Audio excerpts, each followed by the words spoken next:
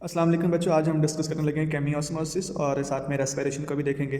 तकरीबन ये इस चैप्टर का तकरीबन लास्ट वाला लेक्चर ही हो शायद, क्योंकि इसमें 2-3 टॉपिक्स ऐसे हैं जो मैंने आपको स्किप करवाए हैं, जो हम रिवीजन भी करेंगे।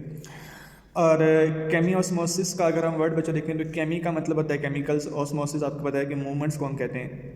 हायर से लो की तरफ जो मूवमेंट होती है उसको हम ऑस्मोसिस का नाम देते हैं। तो ये हमने पहले भी डिस्कस किया था साइक्लिक और नॉन साइक्लिक में भी, कि जब थैलाक्वाइड से एटीपी बनती है तो उसको हम केमियोस्मोसिस कहते हैं। ATP produced through thylakoids membrane by pumping of hydrogen ions. बहुत ही सिंपल सा एक प्रोसेस है ये, शॉर्ट सा है लेकिन अक्सर लॉन्ग में भी आ जाता है।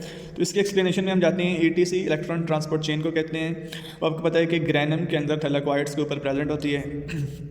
और जब हमने ये लाइट डायरेक्शन पढ़ा था तो हमने ये देखा था बच्चों के इसमें जब फोटोलाइसिस होती है, देखेंगे ये बच्चों आपको थैलाक्वाइड मेम्ब्रेन नज़र आ रही है, और ये देखिए इसमें फोटो सिस्टम 2 और फोटो सिस्टम 1 भी नज़र आ रहे हैं, और ये आपको जी स्कीम नज़र आ रही है।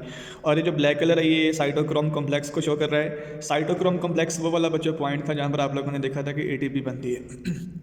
तो इसी को हम डिटेल में देखने लगे। फोटोलाइसिस से आपने ये देखा था कि हाइड्रोजन आयंस बने थे, और हाइड्रोजन आयंस जो बनते हैं बच्चों, तो वो जो एटीपी यहाँ साइटोक्रोम कॉम्प्लेक्स पे बनती है, वो एटीपी यूज़ हो जाती है इन हाइड्रोजन आयंस को पंप करने में। तो ये हाइड्रोजन आयन बार बार यहाँ पे पंप किए जाते हैं। कहाँ पे पंप हो रहे हैं? थैलाक्वाइड के अंदर जो खाली जगह है, इसे हम ल्यूमन कहते हैं, वहाँ पर हाइड्रोजन आयन को पंप किया जा रहा है। और पंप के लिए जो एनर्जी यूज़ हो रही है वो साइटोक्रोम कॉम्प्लेक्स पर जो एटीपी बनी थी वो यूज़ होती है। एटीपी जो साइटोक्रोम कॉम्प्लेक्स पे बनी थी वो यूज़ हो रही है इनकी पंपिंग में, और पंप करने से ये ल्यूमन में अंदर जाकर जमा हो गए। तो उसके बाद ये सारा प्रोसेस बच्चे पहले हम डिस्कस करते हैं। जब ये हाइड्रोजन आयन यहाँ पे जमा हो जाएंगे तो जमा होने से, अब ये देखें बच्चे मूव करके आए, तो मूव करने से ये अपवर्ड मूव करके इधर जमा हो गए। तो जमा होने से जो एनर्जी इनमें स्टोर होगी इसको हमने पोटेंशियल एनर्जी का नाम दिया, जो स्टोरेज की वजह से होती है, हाइट की वजह से।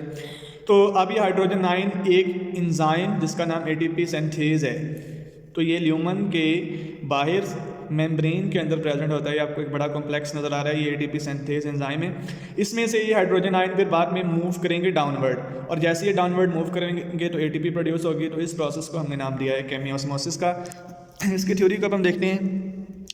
ईटीसी इलेक्ट्रॉन ट्रांसपोर्ट जो कैरियर्स होते हैं, जो आपको नज़र आ रहे हैं, ये सारे जो कैरियर्स हैं चेन के अंदर, pumps additional hydrogen ions across the thylakoid membrane into the thylakoid space. Membrane से ये कहाँ पे जा रहे हैं? स्पेस में जा रहे हैं। ATP which produced during the ETC used in pumping of the hydrogen ion। अब इसको पंप करने के लिए जो एनर्जी आई है बच्चों वो कहाँ से आई है? ATP जो साइटोक्रोम कॉम्प्लेक्स ने बनाई थी। इसके बाद क्या होगा कि ATP जो है वो किस में कन्वर्ट हो जाएगी? पोटेंशियल एनर्जी की फॉर्म में। और पोटेंशियल एनर्जी कहाँ पे मौजूद है? इन हाइड्रोजन आयंस के अंदर मौजूद है। और hydrogen ion stored in the form of hydrogen ions. इसके बाद क्या होगा कि हाइड्रोजन आयन नीचे की तरफ मूव करेंगे। जब वो मूव करेंगे तो इस कॉम्प्लेक्स के अंदर से गुजरेंगे। The hydrogen ion move down through the special complex called ATP synthase, जो कि एंजाइम है। और during this diffusion of the hydrogen the energy is used to make the ATP. और जब ये डाउनवर्ड मूव करेंगे तो ये एटीपी प्रोड्यूस होगी, क्योंकि इस एंजाइम का काम एटीपी बनवाना है। तो इस सारे प्रोसेस को बच्चों हम नाम देते हैं केमियोस्मोसिस का नाम देते हैं। अब हम इसके जो नेक्स्ट टॉपिक है रेस्पिरेशन, ये सारा शॉर्ट क्वेश्चंस के लिए बच्चों। रेस्पिरेशन आपको पता है कि ऐसा प्रोसेस होता है जिसमें process in which food is oxidise to gain energy, food की ब्रेक डाउन की जाती है और एनर्जी बनाई जाती है। 2 इसके टाइप्स हैं। एक्सटर्नल में ये होता है कि जब इन्वायरमेंट से कोई ऑर्गेनिजम्स कार्बन डाइऑक्साइड को रिलीज़ करता है और ऑक्सीजन को गेट करता है, तो ऑर्गेनिजम्स के अंदर इन ऑक्सीजन के एंटर होने को हम नाम देते हैं एक्सटर्नल रेस्पिरेशन का। और जब ये ऑक्सीजन सेल के अंदर जाती है, फूड को ब्रेक करती है, तो उसको हम नाम देते हैं सेलुलर रेस्पिरेशन का नाम देते हैं। 2 फेजेज होती हैं रेस्पिरेशन की। फर्स्ट फेज को हम नाम देते हैं ग्लाइकोलाइसिस। ग्लाइकोलाइसिस जो कि ग्लूकोज जो कि 6 कार्बन कंपाउंड्स है, ये कन्वर्ट हो जाता है 3 कार्बन कंपाउंड जिसे हम पायरोविक एसिड कहते हैं, और 1 ग्लूकोज से 2 पायरोविक एसिड बनते हैं। बहुत ही इंपॉर्टेंट MCQ जो बार बार पेपर में आता है कि ग्लाइकोलाइसिस का प्रोसेस कहाँ पे होता है? जो साइटोप्लाज्म के अंदर होता है। ये भी MCQ जा सकता है कि रेस्पिरेशन की फर्स्ट फेज कहाँ पे होती है, तो वो भी साइटोप्लाज्म के अंदर। तो फर्स्ट फेज में ग्लूकोज से पायरोविक एसिड बने। सेकंड फेज जो है बच्चों, ये सेकंड फेज में पायरोविक एसिड से कार्बन डाइऑक्साइड बनती है और एनर्जी रिलीज होती है।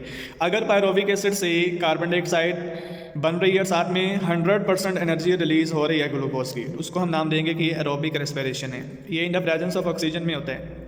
कि कहाँ पे होगा, प्रेजेंस ऑफ ऑक्सीजन में। और यहाँ फिर सेकंड फेज में बच्चों ये होता है कि पायरोविक एसिड जो ग्लूकोज से बना होता है वो डायरेक्टली कार्बनिक साइड में कन्वर्ट नहीं होता, बल्कि ये इथाइल अल्कोहल में कन्वर्ट हो जाता है, और यहाँ फिर ये पायरोविक एसिड लैक्टिक एसिड में कन्वर्ट हो जाता है।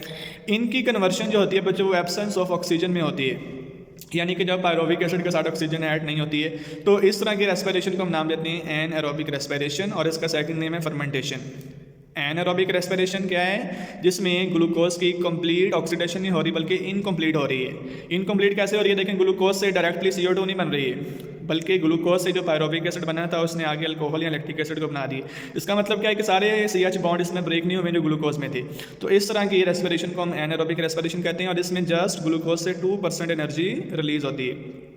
तो अगर तो पायरोविक एसिड से अल्कोहल बन रही है तो उसको हम अल्कोहलिक फर्मेंटेशन कहते हैं, और ये यीस्ट में होती है। और अगर पायरोविक एसिड से लैक्टिक एसिड बन रहा है तो उसको हम लैक्टिक एसिड फर्मेंटेशन का नाम देंगे, जो कि बैक्टीरिया और ह्यूमंस में होती है। MCQs में आ सकता है। हाँ, सेकंड फेज कहाँ पे होती है, फर्स्ट फेज तो हमने कह दिया था कि साइटोप्लाज्म में है, सेकंड फेज कहाँ पे है, माइटोकॉन्ड्रिया में। तो ये भी MCQs में आ सकता है कि रेस्पिरेशन का जो प्रोसेस है खासतौर पे एनारोबिक रेस्पिरेशन का, तो ये कहाँ पे होती है, इसकी सेकंड फेज माइटोकॉन्ड्रिया पे होती है। तो माइटोकॉन्ड्रिया के बारे में आप पढ़ चुके हैं बच्चों के, फिलामेंटस ऑर्गेनेली होती है, डबल मेम्ब्रेन है, बैटरी ऑफ एंजाइम्स होते हैं इसके पास जो रेस्पिरेशन में हेल्प करते हैं। और इसमें जो रिएक्शंस होते हैं वो कहाँ पे होती हैं, इनर फोल्ड्स के ऊपर, इसको हमने क्रिस्टी कहा था, और जहाँ पे रिएक्शंस होते हैं। आगे जो बच्चों एनर्जी बनती है इसको हम एडिनोसिन ट्राइफॉस्फेट भी कहते हैं। इसकी इंपॉर्टेंस का ये शॉर्ट क्वेश्चन में आ सकती है। एडिनोसिन ट्राइफॉस्फेट जो है ये मेजर एनर्जी करेंसी है और रोल प्ले करती है बायोलॉजिकल ट्रांसफॉर्मेशन में कि एनर्जी कैसे ट्रांसफर होगी। हाई एनर्जी बॉन्ड होते हैं इसमें, आपको नजर आ रही है फॉस्फेट बॉन्ड, और P bond accumulate the energy. In bonds के अंदर एनर्जी होती है, एक बॉन्ड को ब्रेक करने से 7.3 किलो कैलोरी एनर्जी रिलीज होती है। MCQs में भी आ सकता है। ये ATP का स्ट्रक्चर है, 3 चीज़ें होती हैं, राइबोस, नाइट्रोजनस बेसिस और फॉस्फेट ग्रुप्स। फंक्शंस इसके क्या हैं, ये कॉम्प्लेक्स कंपाउंड्स की फॉर्मेशन में यूज़ होती है, एक्टिव ट्रांसपोर्ट में, और मस्कुलर कंट्रैक्शन और नर्व कंडक्शन में भी ये यूज़ होती है। तो ये बच्चों आज हमने तकरीबन चैप्टर नंबर 11 को तकरीबन ये जस्ट 5 लेक्चर था, तो उसमें हमने वाइंड अप कर दिया। तो जो बाकी रिमेनिंग है वो हम रिवीजन में पढ़ेंगे। इसमें ग्लाइकोलाइसिस और क्रेब्स साइकिल आ जाते हैं, उनका भी पढ़ने का कोई खास फ़ायदा नहीं है बच्चों, तो इसलिए जब हम रिवीजन करेंगे तो वो साथ ही टाइम के टेस्ट भी हो जाएंगे, तब हम पढ़ेंगे उनको। ओके बच्चों, अल्लाह हाफिज़।